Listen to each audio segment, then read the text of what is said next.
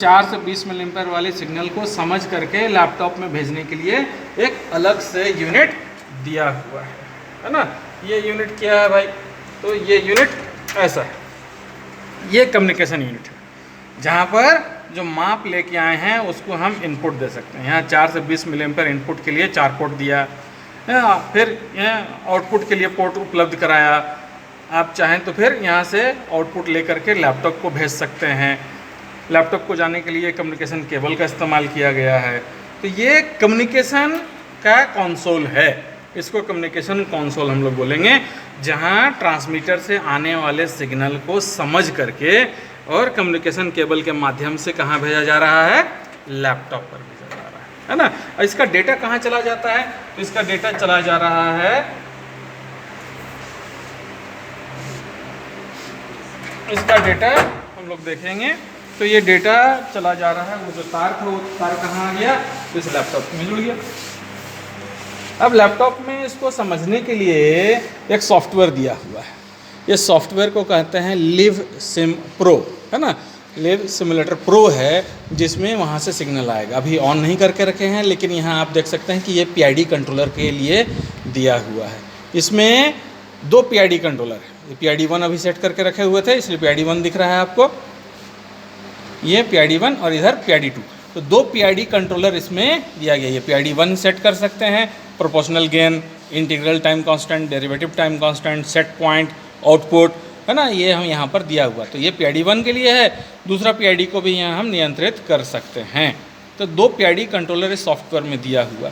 हम चाहें तो इस तरह का एनिमेटेड रूप में प्रेशर ट्रांसमीटर से आने वाले प्रेशर को, फ्लो को, लेवल को पढ़ सकते हैं। जैसे यहाँ हम सेट करके रखें, क्या है, 1 मीटर सेट करके रखें, प्रेशर ट्रांसमीटर उसका नाम रखे हैं। तो अब जैसे वहाँ ऑन करेंगे तो जो प्रेशर मापेगा वो प्रेशर हमको यहाँ पर मिल जाएगा, है ना। प्रेशर यहाँ से मिल जाएगा और यहाँ से हम PID की सहायता से क्या कर सकेंगे? प्रेशर को नियंत्रित भी कर सकेंगे। तो इसलिए इसका नाम है क्या? ये मेजरमेंट भी करेगा और साथ में क्या कर सकेगा? कंट्रोल भी कर सकेगा। इसके साथ कुछ अन्य जो हमारा इंस्ट्रूमेंट है, उसके लिए कौन कौन से इंस्ट्रूमेंट अन्य है हमारे पास उपलब्ध, तो सबसे पहले इसको हम लोग देखेंगे। तो इसका नाम है क्या? RTD टेम्परेचर ट्रांसमीटर, है ना। अब ये टेम्परेचर ट्रांसमीटर है, नाम है RTD टेम्परेचर ट्रांसमीटर। तो RTD आप पढ़ चुके हैं। RTD के रूप में सबसे अधिक यूज क्या होता है? प्लैटिनम RTD, PT100 RTD का प्रयोग सबसे अधिक यूज़ होता है। इसलिए जब आपसे पूछे क्वेश्चन कि भाई इसमें RTD कौन सा लगेगा, तो उत्तर क्या होना चाहिए था आपका? PT100, क्योंकि यहाँ लिखा है 100 ohms RTD, है ना। ऐसे निकल का और कॉपर का भी प्रयोग होता है RTD के रूप में, लेकिन निकल और कॉपर का इंडस्ट्रियल यूज़ बहुत कम है। PT का J टाइप अब तो थर्मोकपल हो गया, RTD थोड़े हुआ। हाँ, आपको यहाँ लगाना है RTD, यहाँ थर्मोकपल आप नहीं जोड़ सकते, ये सिर्फ RTD के लिए बना। अब जो RTD है उसका कनेक्शन हम यहाँ जोड़ देंगे। हाँ, ये आप देख सकते हैं 3 पॉइंट RTD है, दोनों किनारे जो है कॉमन दिया हुआ है और इधर रेड तरफ जो है सो ये पॉजिटिव दिया हुआ है। इसमें कैसा RTD लगेगा भाई?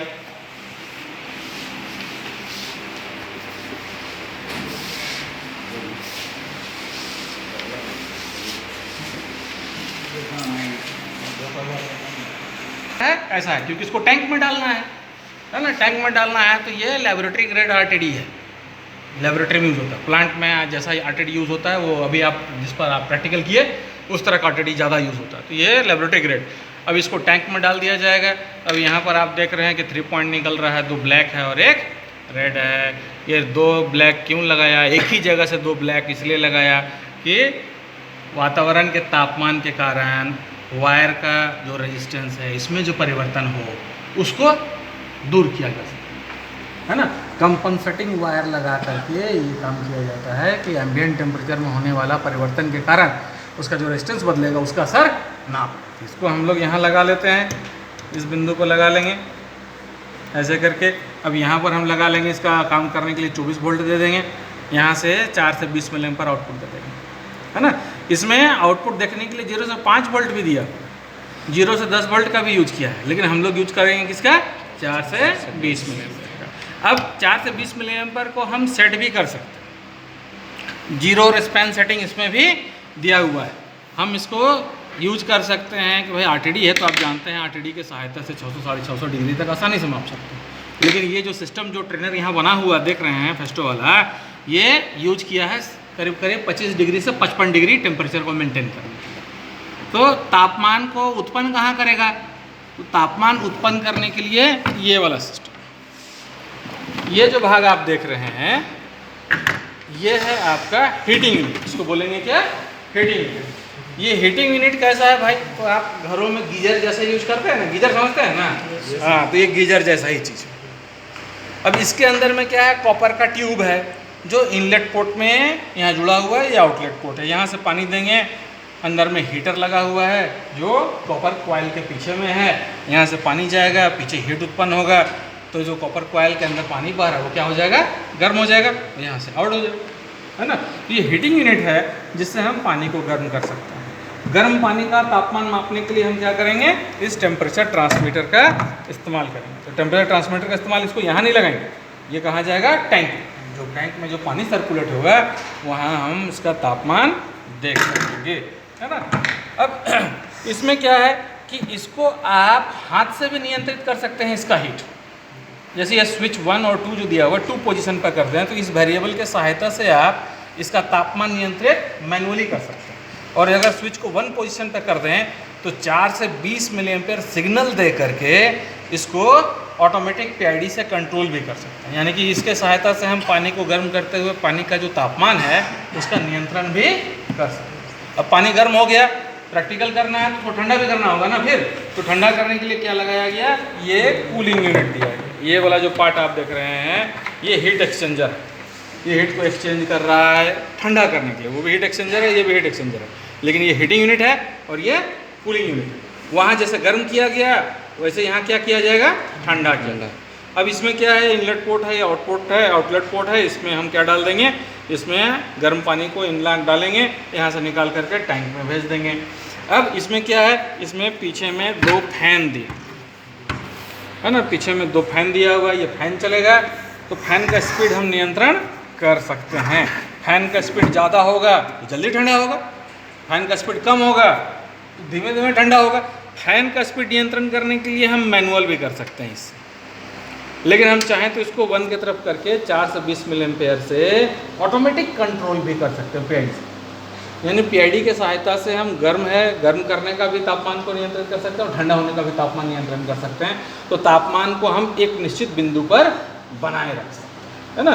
तो टेम्परेचर मापने के लिए उस सिस्टम में हीटिंग यूनिट, कूलिंग यूनिट और टेम्परेचर ट्रांसमीटर, ये 3 चीज़ का ज़रूरत हमको पड़ेगा। किसके लिए? ये तीनों चीज़ का ज़रूरत पड़ेगा हमको। किसके लिए? Temperature measurement and control. तापमान मापना और कंट्रोल करना है तो ये तीनों का ज़रूरत पड़ेगा, है ना? ये 2 आप देख रहे हैं क्या?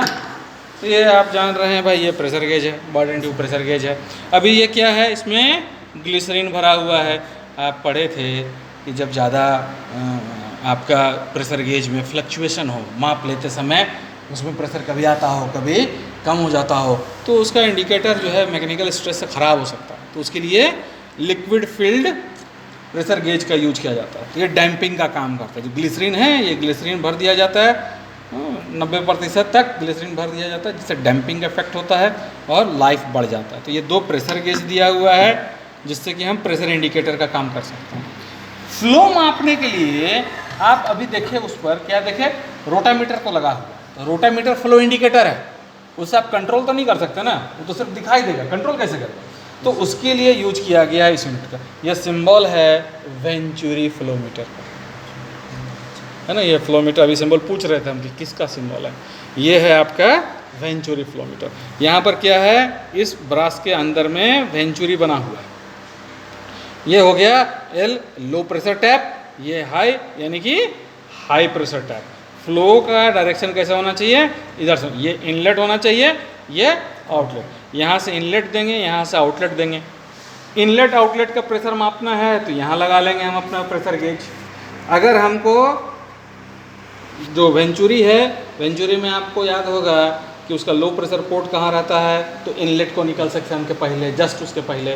और हाई प्रेशर पोर्ट कहाँ होता है? तो ठीक जहाँ पर उसका नेक होता है, जहाँ सबसे पतला जगह होता है, नेक बोलते हैं, वहाँ हाई प्रेशर पोर्ट होता है। तो अब लो प्रेशर पोर्ट और हाई प्रेशर पोर्ट लेकर के इसको हम जोड़ देंगे किसके साथ? इसको जोड़ देंगे हम डीपी ट्रांसमीटर के साथ, डिफरेंशियल प्रेशर ट्रांसमीटर के साथ। यदि हम इसको जोड़ दें तो हम पढ़े हैं बर्नौली सिद्धांत के अनुसार कि बहाव के किसी भी बिंदु पर बहाव का कुल ऊर्जा स्थिर होता है। इसलिए जब यहाँ पर हम क्या करते हैं, नोजल पतला कर लेते हैं या ऑरिफिस लगा लेते हैं, वेंचुरी लगा लेते हैं, तो क्या होता है, एरिया कम होने के कारण प्रेशर ड्रॉप कर जाता है, वेलोसिटी बढ़ जाता है। जो प्रेशर ड्रॉप करता है ये जो वेलोसिटी है उसके स्क्वायर के समानुपाती होता है। यानी प्रेशर मापना है तो वेलोसिटी का रूट कर लीजिए, वेलोसिटी निकाल लीजिए, उसका रूट कर, प्रेशर माप लीजिए, उसका रूट कर लीजिए, तो आपको मिल जाएगा, वेलोसिटी मिल जाएगा।